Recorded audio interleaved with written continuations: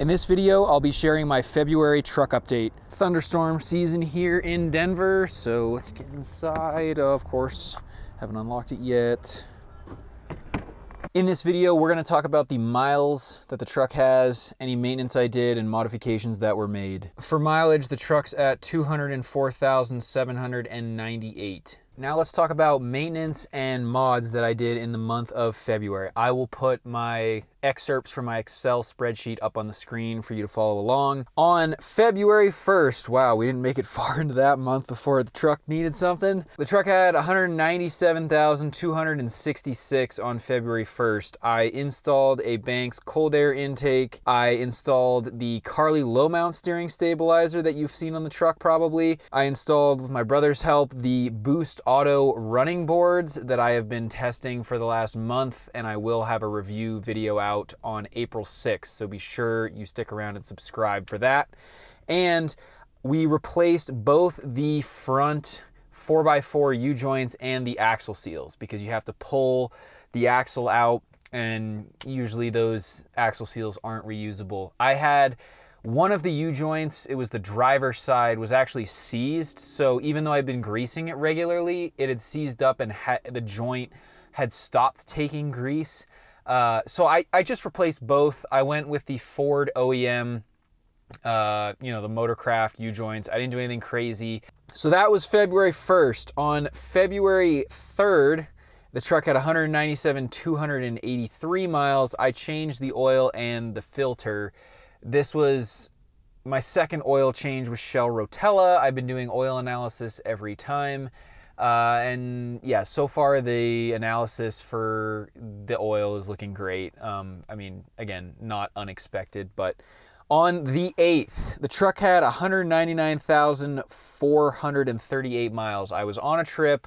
I made a video about this before. I'd been getting all these weird DPF codes, these weird fuel trim codes, after I replaced the cold air intake with a Banks one, and turns out it was my mass airflow sensor. So I replaced it, and I'll probably at some point put a Motorcraft one back in. I was on I-70 in the middle of a trip and was worried I was gonna get stranded, so I just went to an O'Reilly's and bought a mass airflow sensor that would work for my truck. I'm not saying that, the O'Reilly's part is bad necessarily, but I do agree with what seems to be the prevailing opinion, which is like, if you're gonna buy sensors, you should buy Motorcraft, because non-Ford brands sometimes don't work well with the PCM, or the truck doesn't like them or whatever. So I would recommend Motorcraft. In this case, in a pinch, I just needed the part.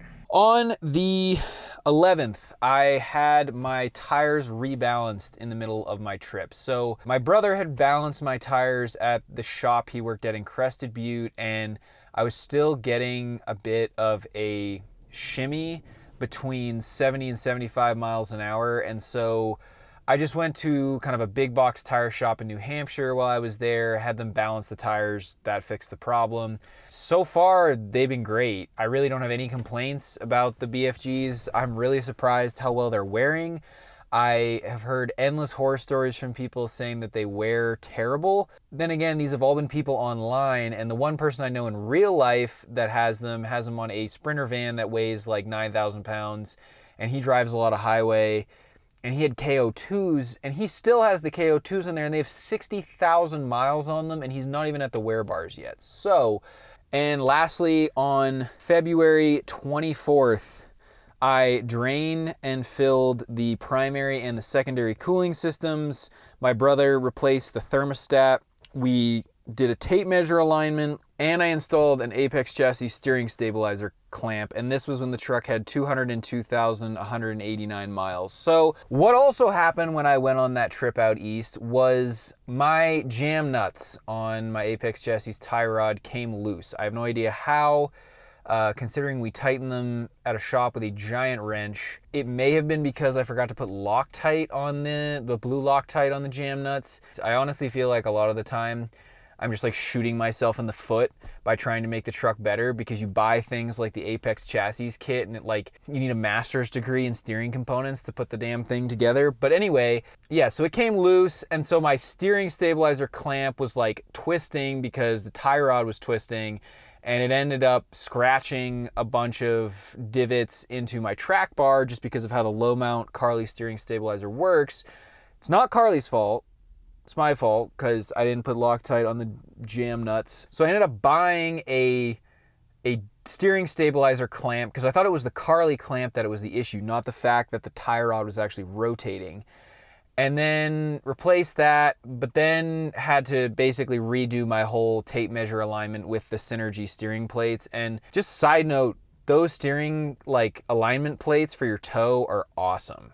They're only 60 bucks. I got them from CJC Off-Road, and if you like tweaking with your toe, it's just worth it. You can go out there, do it with a friend. Like they're sweet. And I'm not sponsored by Synergy or anything. They didn't pay me any money to say that. I genuinely think it's a great idea just to have some dialed plates, especially for the all-terrains where you don't have consistent tread block to measure off of. With the Michelin Defenders, you have like those lines through the tire, and so it's super easy to measure off those, but like with an all-terrain like the KO3, it's super hard. So anyway, we had to redo all of that, and then just regular maintenance. I've been replacing my thermostat every 100,000 miles. I don't know if I'll keep doing that. I kind of like to do the preventative maintenance because the thermostat's cheap. It's easy to do. You just pop the radiator hose off and it's like right there. But draining and filling the coolant I have been doing very regularly. Typically, I try for every 30 to 50,000 miles. And that's just a maintenance interval that was recommended by PTT with A-Rod, and I follow it. Could you go longer? I'm sure you could. But whenever I drain my coolant, I'm always just blown away by how discolored it is. So again, protect your radiator and your cooling system and just change the coolant. I'm not doing a flush. I generally don't believe in flushes. I think if you change your fluids regularly enough, you don't need to do a flush. In the last month, I've driven 2,609 miles. And yeah, the truck's running well despite the mass airflow sensor issue. Haven't got any engine codes since then. The low mount stabilizer has performed really well. It was a good add-on. It really does give you a huge amount of control. That and the AccuTune shocks, and it's crazy the difference that reservoir shocks make. And they're just very confidence inspiring. You know how like when you're getting to an expansion joint or a part of a road on your commute, or wherever you're driving, where the road is bad and you kind of tense up a little bit?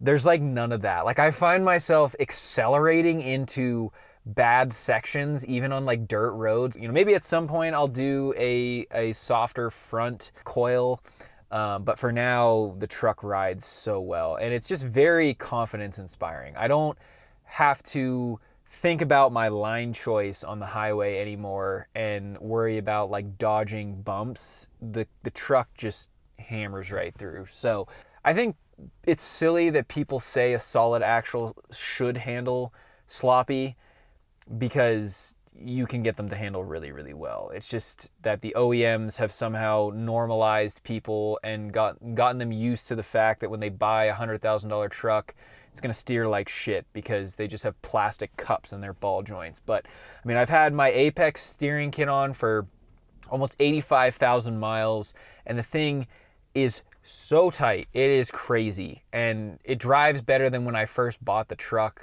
when it had the Ford OEM stuff. So I know when I started this channel, I was like, oh, how many miles can you put on a stock 6.7 with no experience as a mechanic? But my truck is not super stock, and I realize that I've done a lot of, aftermarket upgrades and modifications and things like that. And one of the things I'm thinking of doing is maybe getting an emissions on tuner, because I have access to a dyno.